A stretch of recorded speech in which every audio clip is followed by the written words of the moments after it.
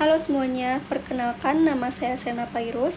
Saya dari program studi akuntansi. Pada kesempatan ini saya akan mempresentasikan hasil laporan magang yang saya lakukan di PT Bank Tabungan Negara Persero Tbk Kantor Cabang Bandung.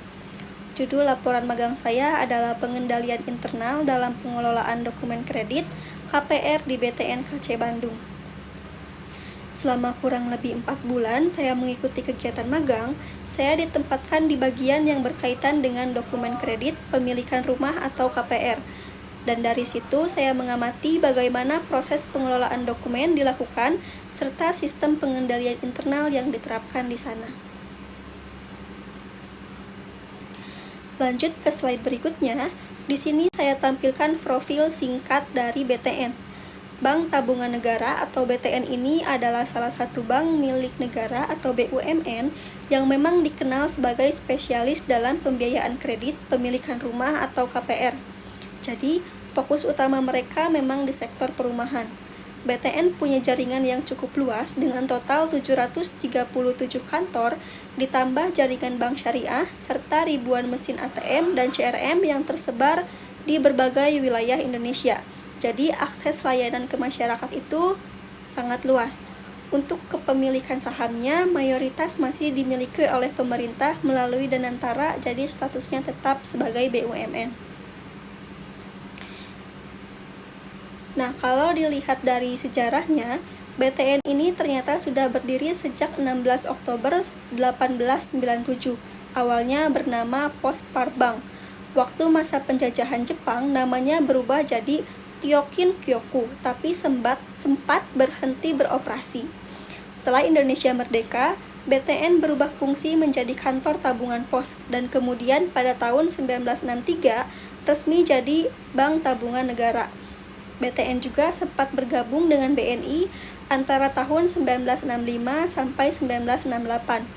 Tapi akhirnya dipisahkan lagi lewat Undang-Undang Nomor 20 Tahun 1968. Dan sejak saat itu berdiri sendiri sebagai BTN seperti yang kita kenal sekarang.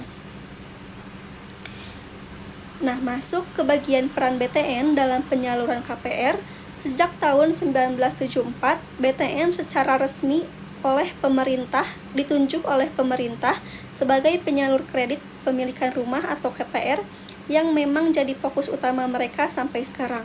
Lalu tahun 1976, BTN menyalurkan KPR pertamanya kepada pegawai Kanwil Agraria di Jawa Tengah. Dan sejak saat itu, BTN mulai aktif menyalurkan KPR ke berbagai lapisan masyarakat. BTN juga aktif bekerja sama dengan berbagai pengembang, salah satunya seperti PT Tanah Mas untuk mendukung program penyediaan rumah.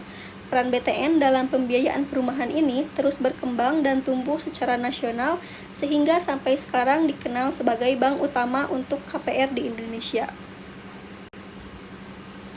Selanjutnya, di slide ini saya jelaskan sedikit tentang transformasi yang dilakukan BTN dari waktu ke waktu. Di tahun 1986, BTN mulai melakukan kerjasama internasional, salah satunya dengan melakukan akad kredit dengan Bank Dunia.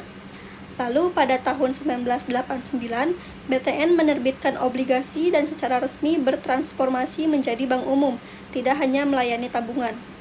Masuk ke tahun 1994, BTN juga mendapat izin sebagai bank devisa, artinya bisa melakukan transaksi luar negeri. Kemudian di tahun 2002, BTN mulai mengikuti perkembangan teknologi dengan menerapkan sistem online real time. Jadi layanan perbankan bisa diakses lebih cepat dan efisien. Dan yang terakhir, BTN juga membentuk unit usaha syariah serta berhasil meraih sertifikat ISO yang menunjukkan komitmen BTN terhadap kualitas layanan dan manajemen yang baik. Selanjutnya, di slide ini saya bahas tentang inovasi dan digitalisasi yang sudah dilakukan BTN. Pada tahun 2009, BTN menjadi yang pertama di Indonesia yang melakukan sekuritisasi KPR. Ini adalah langkah besar dalam mendukung pendanaan sektor perumahan. Lalu di tahun 2014, BTN mulai masuk ke dunia digital dengan meluncurkan layanan perbankan digital yang mempermudah nasabah untuk akses layanan lewat aplikasi dan platform online. Kemudian pada tahun 2020, BTN mendapatkan penghargaan sebagai Bank KPR terbaik di Asia Tenggara yang menunjukkan kinerjanya diakui di tingkat regional. Masuk ke tahun 2025, BTN punya visi besar untuk menjadi mitra utama pemberdayaan finansial keluarga. Indonesia bukan cuma fokus ke KPR, tapi juga memperluas layanan keuangan yang mendukung keluarga. Dan yang terbaru, pada bulan Maret 2025, pemerintah menyerahkan mayoritas saham BTN ke Biro Klasifikasi Indonesia. Tujuannya adalah untuk memperkuat industri keuangan nasional dan memperluas peran BTN terutama dalam bidang perumahan dan layanan keuangan untuk keluarga. Nah, di slide ini saya menjelaskan tentang visi dan misi BTN. Untuk visinya, BTN ingin menjadi mitra utama dalam pemberdayaan finansial keluarga Indonesia. Jadi bukan cuma sebagai penyedia KPR, tapi juga hadir untuk membantu keluarga Indonesia lebih mandiri secara finansial. Lalu untuk misi BTN, yang pertama adalah menjadi mitra utama pemerintah dalam hal inklusi perumahan dan keuangan, supaya masyarakat makin mudah mendapatkan akses tempat tinggal dan layanan keuangan. Yang kedua, BTN ingin memberikan pengalaman terbaik ke nasabah, terutama lewat layanan digital yang terintegrasi dan modern. BTN juga punya misi untuk meningkatkan nilai bagi para pemegang saham dengan pertumbuhan laba yang berkelanjutan. Selanjutnya, BTN ingin menjadi tempat kerja yang baik dan terbuka untuk talenta-talenta terbaik di Indonesia. Dan yang terakhir, BTN juga berkomitmen untuk menerapkan tata kelola perusahaan yang baik, serta terus berinovasi demi kesejahteraan masyarakat dan kelestarian lingkungan. Ini adalah struktur organisasi di tempat saya magang, yaitu BTN KC Bandung. Di sini saya bisa melihat pembagian tugas yang sangat rapi dan setiap bagian punya tanggung jawabnya masing-masing. Saya sendiri banyak berinteraksi dengan bagian loan service dan consumer lending karena memang aktivitas saya banyak berkaitan dengan dokumen-dokumen kredit KPR seperti pengecekan berkas, arsip, dan penginputan data. Nah, untuk aktivitas magang, selama magang, salah satu kegiatan utama saya adalah melakukan registrasi dokumen pemberian kredit. Di proses ini, saya menginput data ke dalam sistem komputer berdasarkan dokumen fisik yang diterima dari bagian terkait. Dokumen-dokumen tersebut biasanya terdiri dari perjanjian kredit, sertifikat IMB, SKMHT, pengakuan utang, surat kuasa menjual, AJB, APHT, dan juga SHT. Selain itu, saya juga membantu proses ROYA, yaitu penghapusan hak tanggungan, kalau ada dokumen APHT atau SHT yang sudah lunas atau masa berlakunya sudah habis. Jadi, tugas saya di sini cukup penting untuk memastikan dokumen-dokumen kredit tersebut terregistrasi dengan benar dan sesuai data fisiknya. Selanjutnya, saya juga melakukan tugas scan entry dokumen. Di bagian ini, saya memindai dokumen fisik yang diterima seperti AJB, SKMHT, IMB, APHT, perjanjian kredit, dan SHT. Setelah proses pemindaian selesai, file hasil scan tersebut kemudian diunggah ke sistem melalui website iDoc. Proses ini merupakan bagian dari digitalisasi dan pendataan dokumen kredit supaya seluruh berkas bisa tersimpan secara digital, lebih aman dan mudah diakses saat dibutuhkan. Kemudian, saya juga melakukan tugas mengisi kelengkapan map dokumen kredit. Langkah awalnya, saya harus mengisi data penting terlebih dahulu, seperti nama debitur, nomor nama developer, lokasi rumah, nomor blok, dan nama notaris. Setelah datanya lengkap, saya mencocokkan dokumen fisik yang ada, lalu menyusun dan memasukkannya ke dalam map sesuai dengan urutan informasi yang benar. Penyusunan ini penting supaya dokumen lebih terorganisir dan memudahkan saat proses pengecekan atau pencairan kembali oleh tim yang menangani KPR. Saya juga diberi tugas untuk membuat berita acara, yaitu dokumen resmi yang digunakan untuk mencatat proses serah terima dokumen penting, baik antar bagian internal di BTN maupun dengan pihak eksternal seperti notaris atau developer. Isi dari berita acara ini biasanya mencakup informasi seperti jenis dokumen, jumlah dokumen, tanggal serah terima, kemudian serta nama-nama pihak yang terlibat. Setelah dibuat, berita acara tersebut diarsipkan berdasarkan tanggal supaya mudah ditelusuri kembali kalau dibutuhkan sebagai bukti administrasi atau audit. Kemudian saya juga menjalankan tugas untuk mengelompokkan dan mengarsipkan dokumen berdasarkan informasi waktu, yaitu tanggal, bulan, dan tahun. Dokumen itu diterbitkan atau diproses. Pengelompokan ini dilakukan untuk dokumen fisik maupun data digital. Tujuannya supaya arsip jadi lebih rapi, teratur, dan mudah dicari kembali kalau sewaktu-waktu dibutuhkan. Selanjutnya, saya juga bertugas untuk mencocokkan dan menginput nomor debitur. Langkah awalnya, saya mengecek data debitur melalui sistem internal di BTN untuk memastikan nomor debitur yang tercantum sudah sesuai dengan dokumen yang ada. Setelah nomor ditemukan, saya menuliskannya secara manual di map dokumen fisik lalu juga dicatat ke dalam file Excel sebagai data cadangan. Pencatatan ini penting karena bisa mempermudah pelacakan dokumen kalau sewaktu-waktu sistem mengalami gangguan atau data di komputer tidak bisa diakses. Kemudian saya juga terlibat dalam proses pengelolaan sertifikat hak tanggungan atau SHT, khususnya setelah kredit dinyatakan lunas. Setelah SHT diterima dari kantor pertanahan, saya bertugas untuk mencetak dan mencocokkan isi sertifikat tersebut dengan data yang ada di sistem BTN untuk memastikan semuanya sesuai dan tidak ada kesalahan. Selain itu, saya juga menempelkan nomor sertifikat pada fisik dokumen sebagai bentuk identifikasi dan pengarsipan. Proses ini penting karena menjadi tahap akhir dari pengembalian jaminan kepada debitur secara resmi, sah, dan lengkap.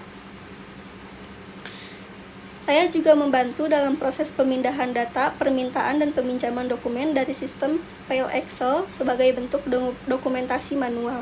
Data yang saya catat ini biasanya berisi informasi penting seperti nomor dokumen, nama peminjam, serta tanggal peminjaman atau pengembalian.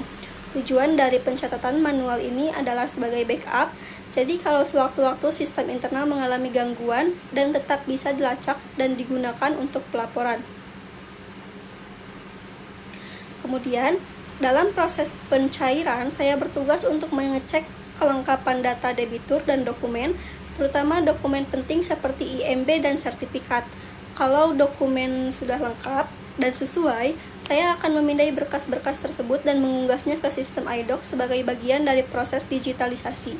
Selanjutnya, saya mengajukan pencairan dengan cara memilih kode perusahaan, mencentang nama debitur, serta mengisi nomor rekening tujuan pencairannya.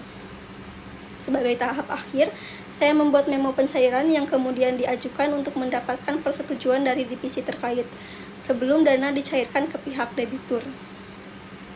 Nah, kemudian, dalam proses pencairan, saya bertugas untuk mengecek kelengkapan data debitur dan dokumen, terutama dokumen penting seperti IMB dan sertifikat.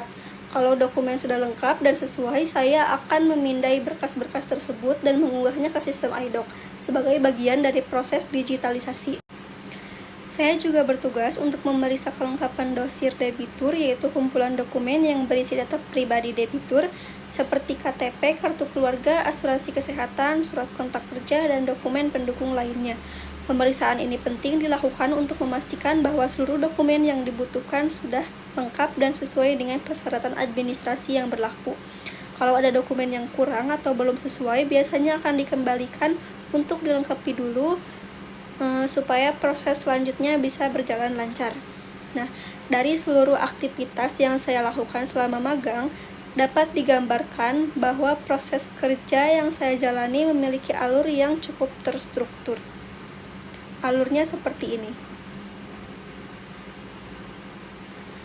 Kemudian, dari kegiatan magang yang saya jalani, saya bisa melihat bahwa pengendalian internal di PT Bank Tabungan Negara Persero Tbk memiliki peran yang sangat penting terutama dalam menjamin kelancaran dan keamanan proses operasional, khususnya dalam pengelolaan dokumen kredit dan pencairan dana.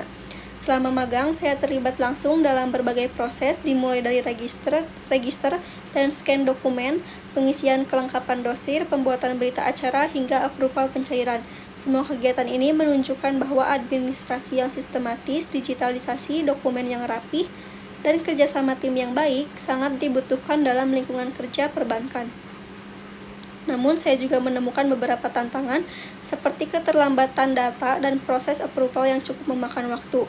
Hal ini menjadi catatan penting bahwa efisiensi dan komunikasi internal masih bisa terus ditingkatkan agar proses kerja lebih optimal.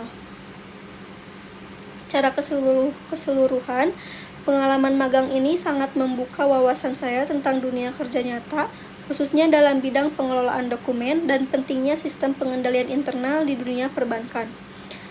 Selama menjalani magang di PT Bank Tabungan Negara Persero Tbk, saya mendapat banyak pengalaman berharga yang benar-benar memperkuat pemahaman saya tentang pentingnya administrasi yang rapi, pengendalian internal, dan profesionalisme dalam bekerja.